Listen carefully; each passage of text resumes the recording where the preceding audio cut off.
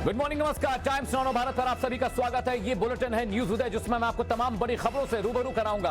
आज के बुलेटिन में हम आपको अफगानिस्तान में तालिबान के कब्जे की हर अपडेट देंगे, मिनट टू मिनट पिक्चर दिखाने की कोशिश करेंगे। लेकिन सबसे पहले देखिए 5 मिनट में इस वक्त की 25 बड़ी खबरें।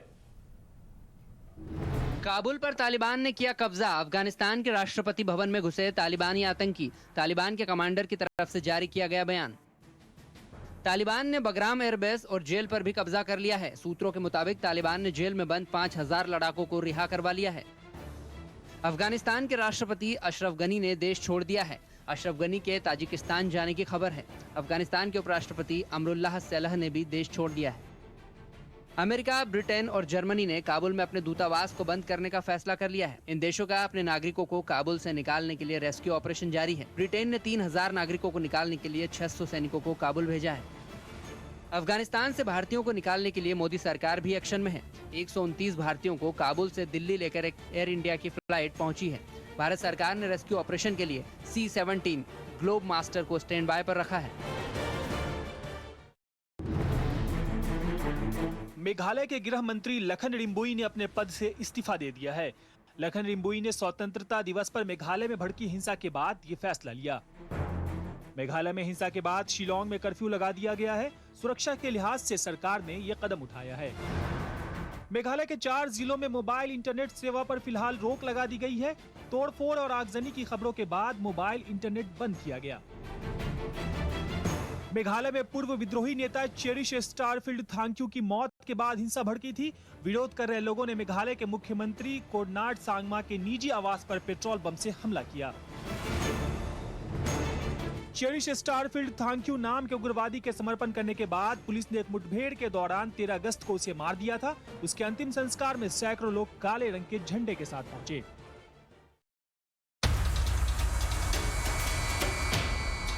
राहुल गांधी आज से 3 दिन के लिए अपने संसदीय क्षेत्र वायनाड के दौरे पर रहेंगे। इस दौरान राहुल गांधी विकास कार्य और नई योजनाओं का उद्घाटन करेंगे।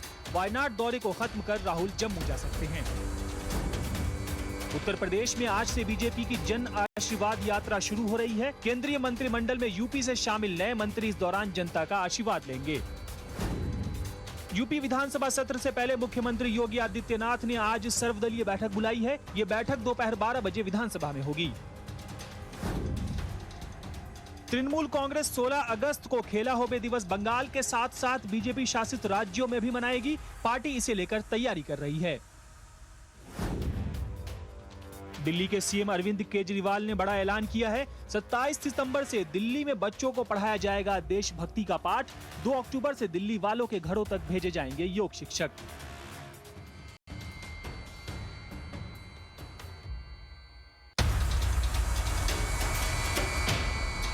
उत्तर प्रदेश में आज से 9वीं क्लास से लेकर 12वीं तक के स्कूल खुल रहे हैं। क्लासेस 2 शिफ्ट में चलेंगी। बच्चे पेरेंट्स की इजाजत के बाद ही स्कूल जा सकेंगे। बिहार में आज से 8वीं क्लास तक के 80,000 स्कूल खुल रहे हैं। सरकार की तरफ से स्कूल प्रबंधन को साफ निर्देश है कि उन्हें कोरोना प्रोटोकॉल का पालन करना होगा। उत्तर प्रदेश के वाराणसी में बाढ़ प्रभावित इलाकों में एनडीआरएफ की टीम लोगों को मदद पहुंचा रही है। बाढ़ग्रस्त इलाकों में 85 से ज्यादा नाव तैनात की गई हैं। बिहार के पटना में गंगा नदी ने विकराल रूप धारण कर रखा है। जिला प्रशासन ने लोगों का रेस्क्यू कर दीघा घाट पर कैंप बनाकर बाढ़ पीड़ितों को बसाया है। 5 साल से कम उम्र के बच्चों के लिए नीले रंग का आधार कार्ड बनता है। इसे बाल आधार कार्ड कहते हैं। नए नियम के मुताबिक 5 साल से कम उम्र के बच्चों के लिए किसी तरह के बायोमेट्रिक विवरण की जरूरत नहीं होगी। और अहम खबरों के बाद रुख करते हैं इस वक्त की बड़ी खबर का। अफगानिस्तान से इस वक्त की बड़ी खबर आ रही है। आपको बता दें कि तालिबान ने काबुल में राष्ट्रपति भवन पर कब्जा कर लिया है। हथियार बंद आतंकी राष्ट्रपति भवन के अंदर पहुंच गए हैं। राष्ट्रपति भवन से आतंकियों ने अफगानिस्तान का झंडा भी उखाड़ कर फेंक दिया। इस वक्त की बड़ी खबर आपको बता रहे हैं। साथ ही तालिबान ने कहा कि उनके जो लड़ाके काबुल के बाहर तैनात थे, अब उन्हें काबुल के अंदर बुलाया गया है। तालिबान ने यह हवाला दिया कि ऐसा इसलिए कर रहे हैं क्योंकि लूट और अराजकता न फैल जाए। तालिबान आतंकियों ने हर पुलिस आउटपोस्ट को अपने कब्जे में ले लिया है। साथ ही तालिबान ने अफगानिस्तान की सत्ता को पूरी तरह से अपने हाथ में लेने की कोशिश लगातार वो कर रहे हैं। काबुल के राष्ट्रपति भवन से ये तस्वीर इस बात की तस्दीक करती है कि हालात वहां कैसे हैं। देखिए कैसे आतंकी राष्ट्रपति भवन में राष्ट्रपति की कुर्सी पर काबिज हो गए हैं। हथियारों के साथ आतंकी राष्ट्रपति भवन में बेरोक टोक घूम रहे हैं। इस वक्त की बड़ी खबर बता रहे हैं, लगभग अफगानिस्तान के 70% हिस्से पर तालिबान का कब्जा है और अब वो राष्ट्रपति भवन पर कब्जा कर चुके हैं। वहां के सरकारी फ्लैग को हटा दिया है, तमाम आउटपोस्ट पर कब्जा ले लिया है। ये तस्वीरें देखिए, ये अफगानिस्तान के राष्ट्रपति भवन की तस्वीरें हैं। किस तरह से खुलेआम हथियार लेके तालिबान लड़ा के घूम रहे हैं, जो इस बात की तस्दीक करता है कि अफगानिस्तान में हालात अब बेहद खराब हैं। एक आतंकी संगठन, जरा सोच कर देखिएगा कि तालिबान नाम का एक आतंकी संगठन सरकार में जा पहुंचा है, राष्ट्रपति भवन में जा पहुंचा है, सरकारी इमारतों पर कब्जा कर लिया है, हेलीकॉप्टर उड़ा रहा है, सरकारी पैसे पर उसका कब्जा है, सरकारी हथियारों पर उस पर कब्जा है। तो एक तरह से देखा जाए तो अफगानिस्तान में तालिबान की सरकार बनती दिख रही है, क्योंकि जान बचाने के लिए अशरफ गनी समेत तमाम जो बड़े नेता हैं, लीडर हैं, वो अफगानिस्तान छोड़कर भाग चुके हैं। और इधर तालिबान प्रवक्ता जबीउल्लाह मुजाहिद का ऐलान, काबुल में एंट्री कर रही आतंकियों की फौज लूट को रोकने के लिए उन्होंने यह फैसला लिया। जबीउल्लाह ने कहा कि तालिबान पुलिस आउटपोस्ट पर कब्जा करेगा। जबीउल्लाह ने यह बात इसलिए कही क्योंकि लगातार ये आरोप लगते रहे हैं कि तालिबान बंदूक की नोक पर अफगानिस्तान में सरकार चलाने और बनाने की कोशिश कर रहा है, लेकिन तालिबान के प्रवक्ता ने कहा कि ऐसा नहीं है। हम इसलिए वहां पे मौजूद हैं क्योंकि हम सरकारी इमारतों का, सरकारी प्रॉपर्टी का हिफाजत, उसकी हिफाजत करना चाहते हैं, जिस वजह से हमने तमाम इलाकों पर कब्जा कर लिया और आतंकी लूट के इरादे से अफगानिस्तान की सरकारी इमारतों, रिहायशी इलाकों में दाखिल हो रहे हैं। जरा सोच कर देखिए कि एक आतंकी संगठन इस बात का अगर दावा करे कि हम सुरक्षा के लिहाज से वहां तैनात हैं, लूट के लिहाज से नहीं, बहुत आश्चर्य होता है। और दुनिया भर की निगाहें इस वक्त अफगानिस्तान की तरफ है। दर्जन भर देशों ने कुछ दिन पहले मीटिंग की और उन्होंने ये साफ संदेश दिया कि इस बंदूक के बल पर बली सरकार को वो मान्यता नहीं देंगे, लेकिन तालिबान को इससे मतलब नहीं है, क्योंकि चाइना और पाकिस्तान कहीं ना कहीं तालिबान का समर्थन करते दिख रहे हैं। और भारत के लिहाज से ये बहुत बड़ी और खतरनाक खबर है, क्योंकि अगर हमारे पड़ोस में तालिबान मजबूत होता है तो सबसे दिक्कत भारत के लिए होगी। और इधर अफगानिस्तान में बीते 24 घंटे में बहुत कुछ बदल गया। एक पूरा का पूरा देश आतंकियों के कब्जे में आ गया। राष्ट्रपति, उपराष्ट्रपति देश छोड़कर भाग गए, रक्षा मंत्री भी मौका मिलते ही फरार हो गए। ऐसे में बड़ा सवाल यह है कि क्या अफगानिस्तान पूरी तरह से तालिबान पर कब्जा हो गया है? क्या अफगानिस्तान की कमान तालिबान के हाथ में आ गई है? ये रिपोर्ट देखिए।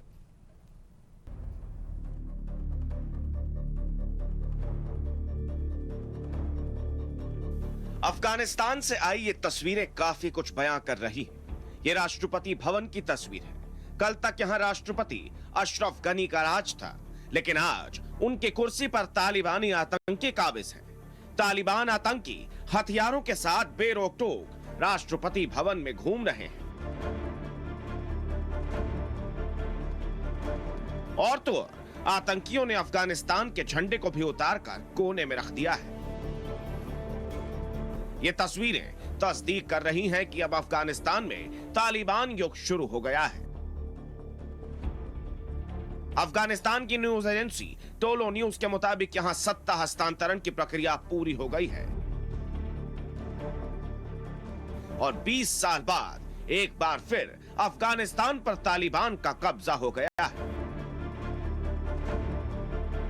सूत्रों के मुताबिक नई अंतरिम सरकार के अंतरिम प्रमुख के रूप में अली अहमद जलाली का नाम सबसे आगे चल रहा है।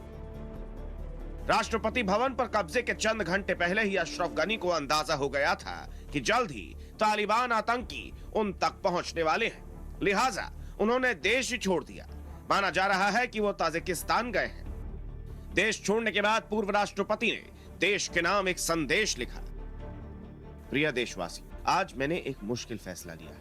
मेरे पास दो ही रास्ते थे, या तो मैं राष्ट्रपति भवन में बैठकर तालिबान आतंकियों का इंतजार करता, या फिर मैं देश छोड़कर चला जाता, जिसकी मैंने 20 साल तक सेवा की है। मैंने लोगों की भलाई के लिए खून खराबा कम से कम करने के लिए देश छोड़ने का फैसला लिया। राष्ट्रपति के साथ साथ अफगानिस्तान के उपराष्ट्रपति भी भाग चुके हैं। यहां तक कि रक्षा मंत्री ने भी देश छोड़ दिया है।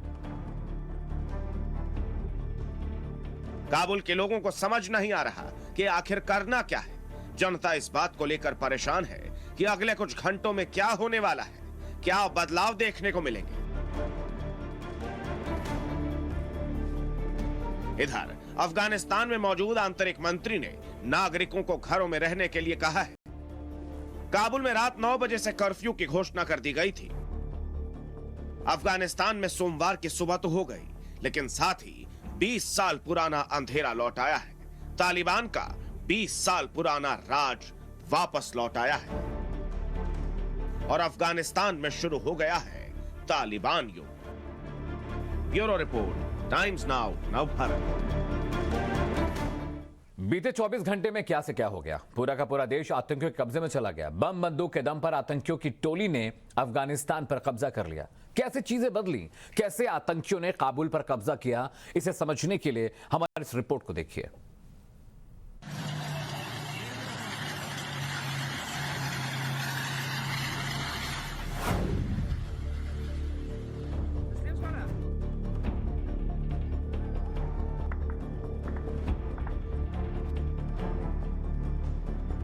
जिसका डर था वही हो गया। अफगानिस्तान तालिबान का हो गया। अफगानिस्तान से अमेरिका गया और तालिबान आ गया। सिर्फ आया ही नहीं, बल्कि अफगानिस्तान पर कब्जा कर लिया।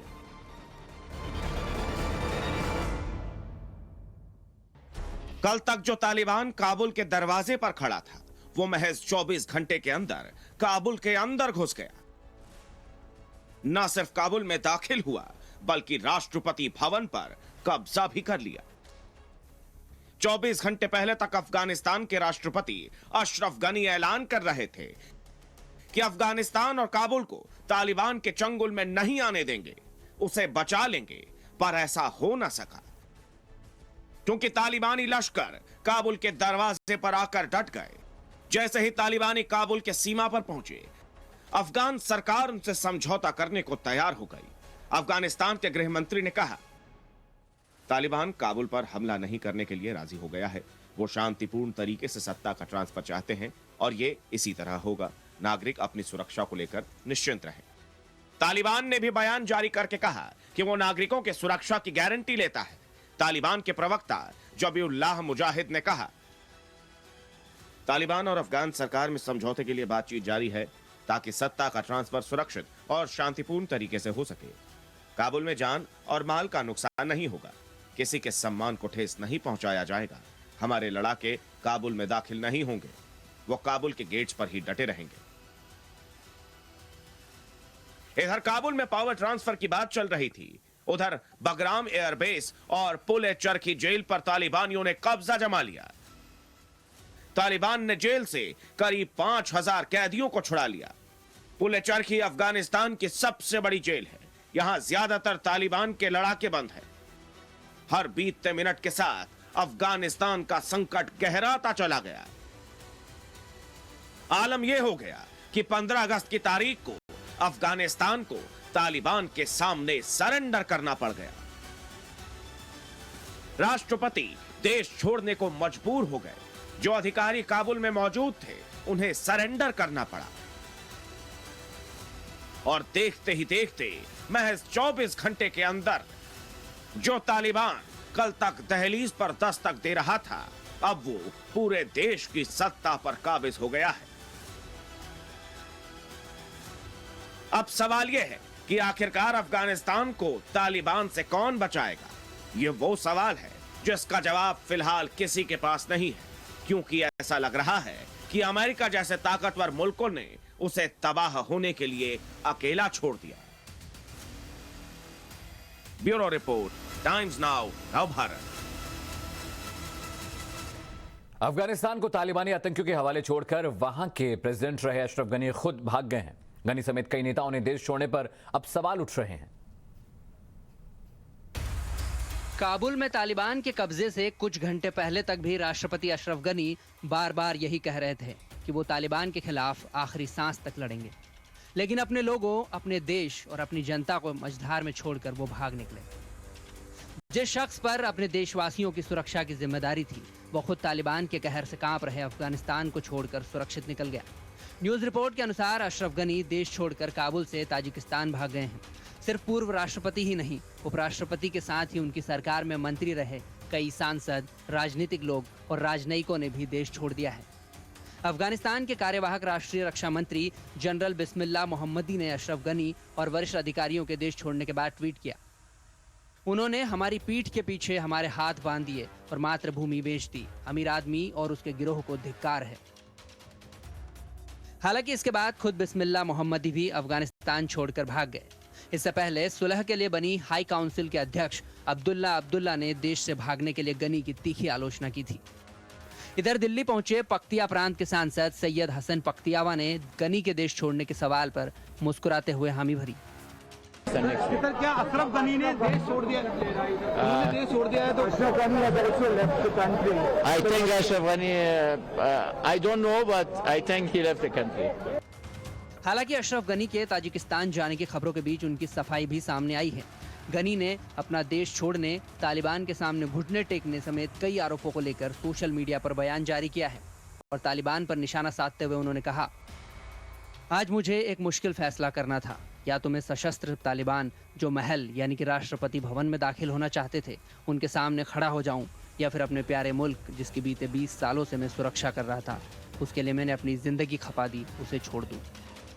अगर इस दौरान अनगिनत लोग मारे जाते और हमें काबुल शहर की तबाही देखनी पड़ती तो उस 60 लाख आबादी के शहर में बड़ी मानवीय त्रासदी हो जाती। तालिबान ने तलवारों और बंदूकों के जोर पर जीत हासिल कर ली है और अब मुल्क की आवाम के जानो माल और इज्जत की हिफाजत की जिम्मेदारी तालिबान पर है, मगर वो दिलों को जीत नहीं सकते। इतिहास में कभी भी किसी को सिर्फ ताकत से यह हक नहीं मिला और नहीं मिलेगा। जब उन्हें एक ऐतिहासिक परीक्षा का सामना करना है तो या तो वो अफगानिस्तान का नाम और इज्जत बचाएंगे या दूसरे इलाके और नेटवर्क्स। बहुत से लोग अनिश्चित भविष्य के बारे में डरे हुए हैं और चिंतित हैं। तालिबान के लिए ये ज़रूरी है कि वो तमाम जनता को, पूरे राष्ट्र को, समाज के सभी वर्गों और अफगानिस्तान की औरतों को यकीन दिलाए और उनके दिलों को जीते।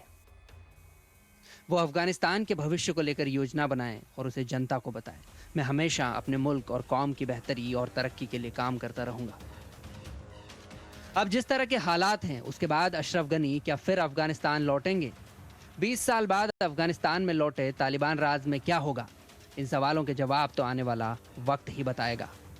ब्यूरो रिपोर्ट, टाइम्स नाउ, नव भारत।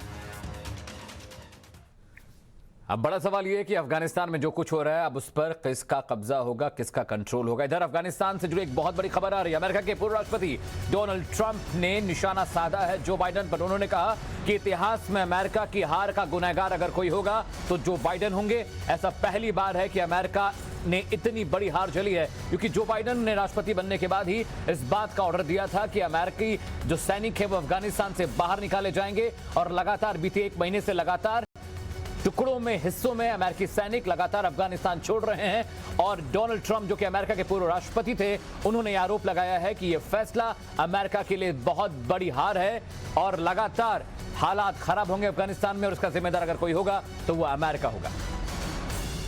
इधर लगातार हालात बिगड़ते जा रहे हैं, इसे लेकर सुरक्षा की मीटिंग चल रही। राष्ट्रीय सुरक्षा टीम के अधिकारियों के साथ एक अहम बैठक हुई है। अफगानिस्तान से रेस्क्यू ऑपरेशन का प्लान भी लगातार बन रहा है। उपराष्ट्रपति कमला हैरिस भी इस मीटिंग में शामिल हुई और लगातार उन्होंने जायजा लिया कि किस तरह से वहां पे मौजूद अमेरिकी लोगों को रेस्क्यू किया जाए, बाहर निकाला जाए। लगातार ब्रिटेन, रशिया, जर्मनी और अमेरिका के अभी भी कई लोग हैं जो वहां के काउंसिलेट्स में, वहां के एम्बेसीज में है और लगातार उन्हें बाहर निकालने के लिए, रेस्क्यू करने की कोशिश में लगातार लगा हुआ है। और एक अहम मीटिंग चल रही है जहां पर इस बारे में बातचीत हो रही है कि अफगानिस्तान में जो हालात है उसे आखिर कैसे ठीक किया जाए।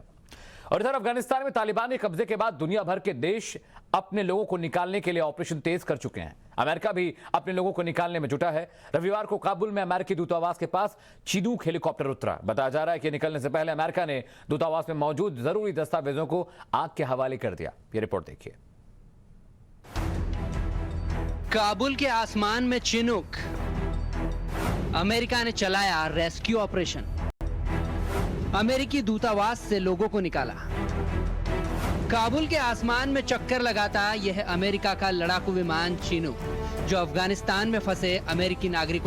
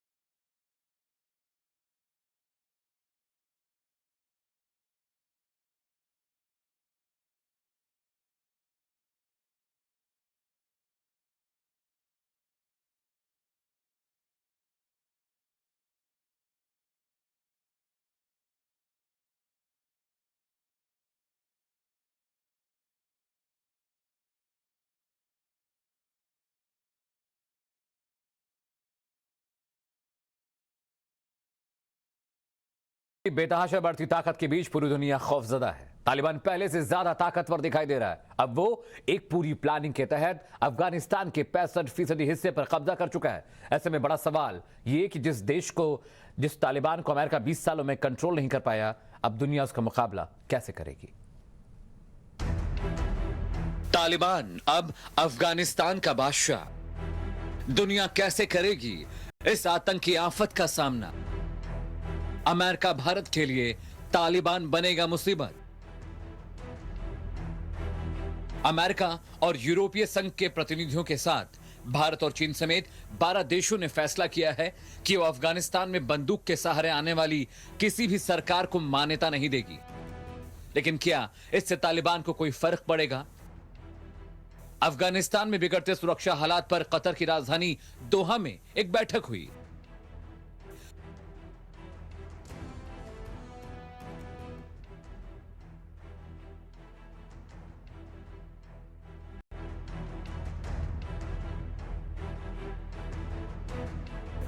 अमेरिका के विदेश मंत्रालय के प्रवक्ता नेड प्राइस ने कहा, हिस्सा लेने वाले इस बात पर सहमत थे कि सबसे पहले शांति प्रक्रिया को तेज करने की जरूरत है।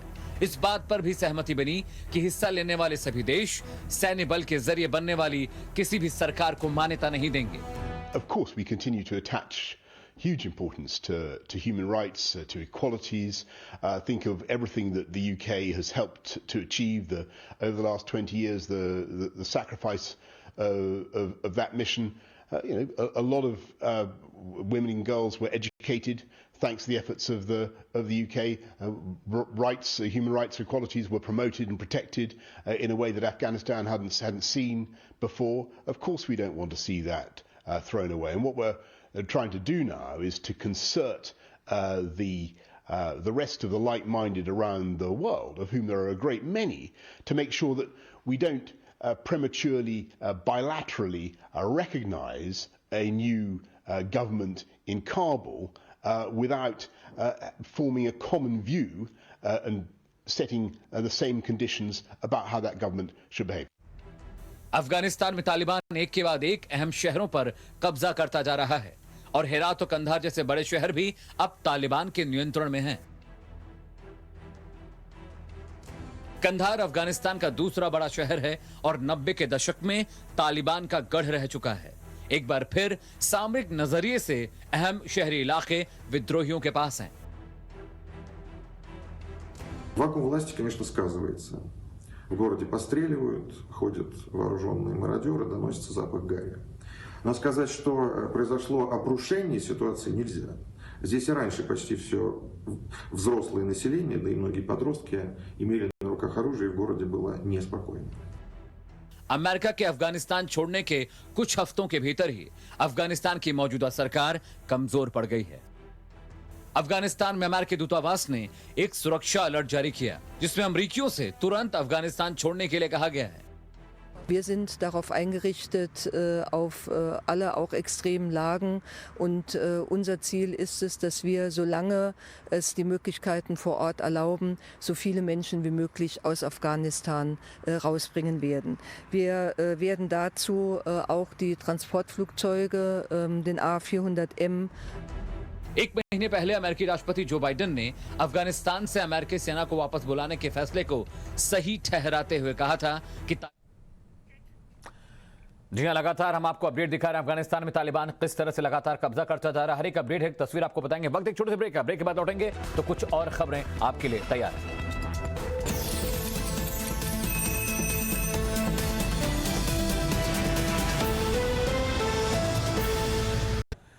और फटाफट खबर रुक करते हैं इस वक्त की बड़ी खबर का। विदेश मंत्री एस जयशंकर का अमेरिका दौरा है। अफगान क्राइसिस के बीच 4 दिन अमेरिका में रहेंगे विदेश मंत्री एस जयशंकर। यूनेस्को की बैठक में शामिल होंगे विदेश मंत्री। आतंकवाद पर चर्चा में शामिल होने की भी खबर है।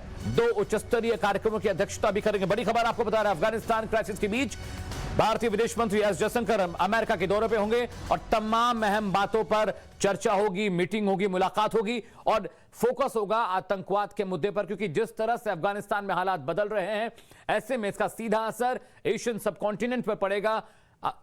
भारत पर पड़ेगा और तमाम उन एशियाई कंट्रीज पर पड़ेगा जो अफगानिस्तान के आसपास हैं। ऐसे में इस वक्त विदेश मंत्री एस जयशंकर का अमेरिकी दौरा बेहद अहम माना जा रहा है। 4 दिन के अमेरिकी दौरे पर रहेंगे एस जयशंकर और साथ ही वहां पे हाई लेवल मीटिंग भी करेंगे और उस मीटिंग का जो सबसे अहम मुद्दा होगा वो होगा कि किस तरह से आतंकवाद पर लगाम कसी जाए। अफगानिस्तान में जिस तरह से तालिबान का कब्जा बढ़ता जा रहा है, क्राइसिस बढ़ती जा रही है, तो वहां पे हालात किस तरह से हैं ये भी मॉनिटर करना बेहद जरूरी होगा। इधर अफगानिस्तान पर तालिबान के कब्जे के बाद लोग तेजी से वहां से निकल रहे हैं। एयर इंडिया की फ्लाइट से 129 लोग दिल्ली पहुंचे। उन्हें हालात बाएं की इस रिपोर्ट में देखिए। I can't believe the world abandoned Afghanistan. Our friends are going to get killed. They're going to kill us. Our women are not going to have any more rights. And that's all. I can talk another day. ये दर्द है, ये tease है उन लोगों की जो अपनी जान बचाकर अफगानिस्तान से निकले हैं और ना जाने कितने और ऐसे हैं जो तालिबान के कब्जे में आने के बाद अफगानिस्तान छोड़ने को मजबूर हैं या फिर वहां पर फंसे हुए हैं। एक बार और सुन लीजिए काबुल से दिल्ली पहुंची उस महिला के दर्द को जो पूरी दुनिया पर अफगानिस्तान को अकेला छोड़ने का आरोप लगा रही है। I can't believe the world abandoned Afghanistan. Our friends are going to get killed. They're going to kill us. Our women are not going to have any more rights. And that's all. I can talk another day. 2001 के 20 साल बाद फिर अफगान पर तालिबान का राज कायम हो रहा है। शरिया कानून की सख्ती और महिलाओं के अधिकारों में कटौती का डर वहां के लोगों को अभी से सताने लगा है। काबुल पर कब्जा करने के बाद तालिबान की आतंकी जंग उस मुकाम तक पहुंच रही है जिसके लिए तालिबानी लड़ाके संघर्ष कर रहे थे। अब अफगान आर्मी और बाकी सुरक्षा बलों के हाथ से देश की सुरक्षा रेत की तरफ फिसल गई है। ऐसे में वहां रहने वाले भारतीय, अमेरिकी, ब्रिटिश समेत कई देशों के नागरिकों के साथ ही कई अफगानी भी देश छोड़ रहे हैं। भारत सरकार की एयर इंडिया की फ्लाइट से करीब 129 लोग दिल्ली पहुंचे हैं। डरे, सहमे और खौफ के साए से निकल कर आए कई लोग वहां के बुरे हालात बयां कर रहे हैं, तो कुछ हालातों को बहुत ज्यादा खराब होने से इनकार भी कर रहे हैं। जो बताया जा रहा है लेडीज के लिए खतरा है, क्या डर है? सबके लिए मामी जान। पख्तियावा प्रांत के पूर्व सांसद सैयद हसन भी देश छोड़कर दिल्ली पहुंचे, जहां मीडिया के सवालों पर उन्होंने करीब करीब पूरे अफगानिस्तान पर तालिबान के कब्जे की बात स्वीकारी है। हालांकि कुछ दिनों में सब कुछ ठीक होने का भी दावा किया है। में भी आ चुका है, सारी प्रोविंस में भी आ चुका है। I came from Paktia province, all is under control of the Taliban. I am MP in the parliament, but इंशाल्लाह everything will be okay after 1 week. इन सब के बीच अफगानिस्तान से दिल्ली पहुंचे एक राजनेता का दर्द भी छलका। उन्होंने कहा, मैं एमपी था लेकिन कुछ देर पहले ही अब पूर्व एमपी हो चुका हूं। इस पूरे घटनाक्रम में उन्होंने पाकिस्तान आर्मी और आईएसआईएस का बड़ा हाथ होने का भी दावा किया है। पाक आर्मी और आईएसआई का कितना रोल है? I don't know, but there was, very big, attack very possible. Maybe that's not possible. Can you give us your name, please? You're Zazai, Mr. Zazai. Are you member of parliament? Yeah, I was. Not parliament? Till today 3 o'clock we were, but we were. एक बात तो साफ है कि भारत समेत कई देश अपने नागरिकों को अफगानिस्तान से सुरक्षित निकालने के लिए लगातार रेस्क्यू ऑपरेशन चला रहे हैं। काबुल इंटरनेशनल एयरपोर्ट से जिसको जहां के लिए फ्लाइट मिल रही है, लोग निकलने में लगे हैं, क्योंकि उन्हें नहीं पता कि बंदूकों के साए में मुल्क पर कब्जा करने वाले तालिबान के राज में उनकी सुबह कैसी होगी, वो कैसे आतंक के साए में जी पाएंगे। ब्यूरो रिपोर्ट, टाइम्स नाउ, नव भारत।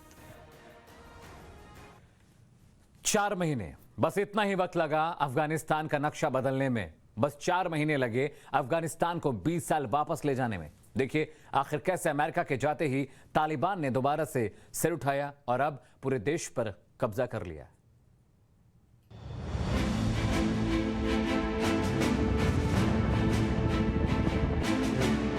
अफगानिस्तान में जो कुछ हो रहा है उसकी शुरुआत इसी साल 13 अप्रैल से हुई थी। इस तारीख को अमेरिका के राष्ट्रपति जो बाइडेन ने ऐलान किया कि अमेरिकी सेना अफगानिस्तान से निकल जाएगी। इसी के बाद से तालिबान अफगानिस्तान में पैर पसारने लगा। 13 अप्रैल तक तालिबान का वजूद अफगानिस्तान के चंद ही जिलों में था, लेकिन इसके बाद से वो अपना प्रभुत्व स्थापित करने लगा। 11 मई तक उसने कई और जिलों पर कब्जा कर लिया। हर बीतते वक्त के साथ तालिबान का कब्जा बढ़ता चला गया। 20 जुलाई तक उसने आधे से ज्यादा अफगानिस्तान पर नियंत्रण कर लिया और अब सूरत हाल ये है कि अब काबुल समेत लगभग अफगानिस्तान के 267 जिलों में तालिबान का झंडा फहरा रहा है। 9/11 हमले के बाद 2001 में अमेरिकी सेना अफगानिस्तान में गई थी ओसामा से बदला लेने। ओसामा का खेल खत्म हुआ तो अमेरिका का भी काम यहाँ खत्म हो गया। पिछले 20 सालों में अमेरिका अफगानिस्तान में $2.5 ट्रिलियन खर्च कर चुका है। उसके सैनिक मारे जा रहे थे। यह अमेरिका में एक बड़ा मुद्दा था। 2016 में ट्रंप ने कहा था कि अफगानिस्तान और इराक में युद्ध के दलदल में फंसा हुआ अमेरिका इन अंतहीन युद्धों से थक गया है। जाहिर था कि अमेरिका इन युद्धों से अपने पांव खींचना चाहता था और अपने सैनिकों को घर बुलाना चाहता था।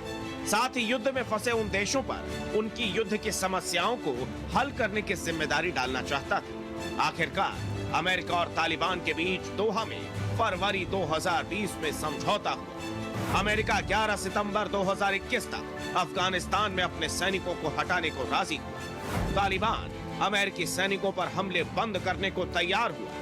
समझौते में तालिबान ने अपने नियंत्रण वाले इलाकों में से अल-कायदा और दूसरे आतंकी संगठनों के प्रवेश पर पाबंदी लगाने की बात भी कही थी और राष्ट्रीय स्तर पर शांति बातचीत में शामिल होने का भरोसा दिया था। समझौते के मुताबिक इधर अमेरिका ने अफगानिस्तान छोड़ा, उधर तालिबान ने उस पर कब्जा कर लिया और इस तरह 20 साल बाद एक बार फिर अफगानिस्तान तालिबान का हो गया।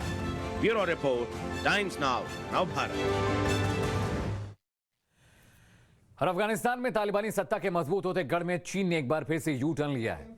खबरों की माने तो चीन और पाकिस्तान तालिबान की सत्ता को मान्यता देने की फिराक में है। ऐसा करने से चीन और पाकिस्तान का क्या फायदा होगा, इस रिपोर्ट के जरिए समझने की कोशिश कीजिएगा।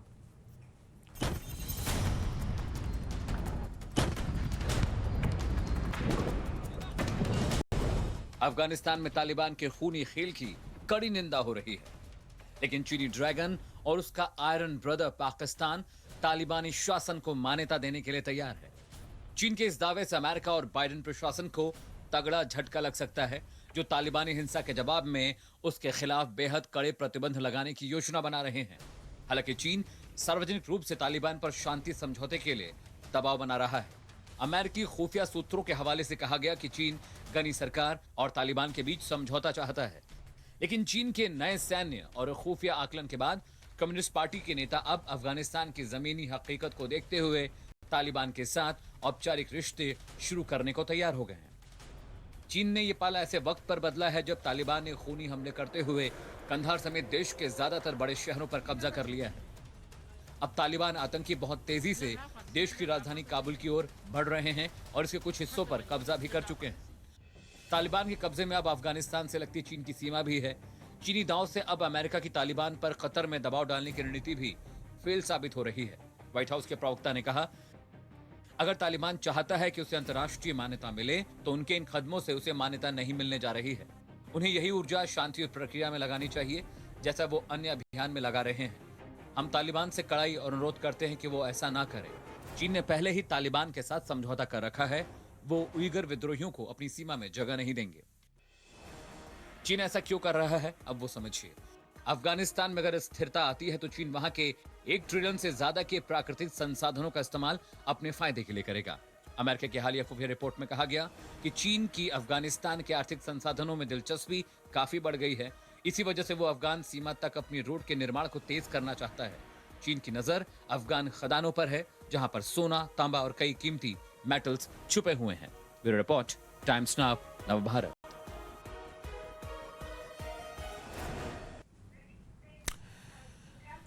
और आपके लिए अब यह समझना जरूरी है कि आखिर चीन का करीबी मुल्ला बरदारी है कौन, और इसे समझने के बाद आप ये सारा खेल समझ जाएंगे कि अफगानिस्तान में आखिरकार तालिबान एक के बाद एक प्रोविंसेस पर कब्जा क्यों करता जा रहा है। आज के तालिबान का उप संस्थापक है, संगठन में नंबर 2 की सीट पर आता है, यानी इसको इस बात की जानकारी है कि किस तरह से तालिबान को और मजबूत किया जाए, किस तरह से तालिबान तमाम अफगानिस्तान के इलाकों में अपना कब्जा करे और किस तरह से सरकारी प्रॉपर्टी पर दावा करे। गैलवी हिजबुल्लाह अखुंदाज का राजनीतिक सलाहकार है। देखिए, बहुत अहम नाम है अखुंदाज। ये वही शख्स है जिसने सबसे पहले इस बात की नींव रखी कि तालिबान सरकार बना सकता है, तालिबान देश चला सकता है, तालिबान अमेरिका, भारत और तमाम बड़े मुल्कों से पंगा ले सकता है, लड़ाई कर सकता है, जंग कर सकता है। मौलवी अखुंदाजा तालिबान का मुख्य न्यायाधीश है, यानी यहां पर सरकार का राज नहीं चलता। यहां पे जैसे पंच फैसला लेते हैं, यानी जो भी बड़ा फैसला लेना होता है कि किस तरह के कदम उठाने हैं, सरकार के खिलाफ क्या बोलना है, किस तरह की रणनीति होनी चाहिए, इन सब की जिम्मेदारी इनके पास होती है। मुल्ला बरदार मौलवी अखुंदाजा का सबसे करीबी है, यानी ये वो कड़ी है जो तालिबान लड़ाकों को ये बताते और समझाते हैं कि आखिर किस तरह से कदम फूक फूक कर रखना है। अभी 2 दिन पहले एक बयान आया कि तालिबान बंदूक की नोक पर नहीं, शांति प्रक्रिया के जरिए अफगानिस्तान पर कब्जा करना चाहता है, लेकिन हो इसके उलट रहा है।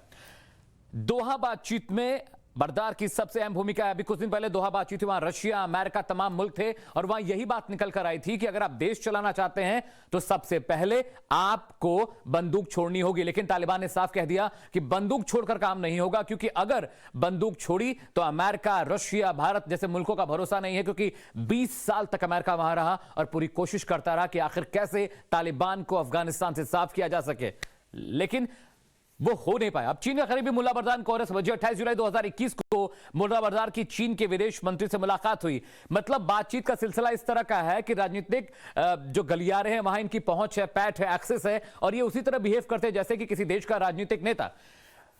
बरादर और वांग यी बीजिंग के नजदीक तियानजिन में मिले, यानी ये वो इलाका है जहां पे तमाम मुस्लिम इलाके हैं जहां पे ये मिले थे, और वो चाइना और पाकिस्तान, अफगानिस्तान के बीच का एक इलाका है जहां पे ये स्ट्रेटजी बनी थी। इसके अलावा ETIM का मतलब क्या होता है? ईस्टर्न तुर्किस्तान इस्लामिक मूवमेंट पर बातचीत हुई, यानी इनका मोटिव सिर्फ यह है कि किस तरह से इस्लामिक मूवमेंट को और बेहतर, बड़ा और मजबूत बनाया जा सके।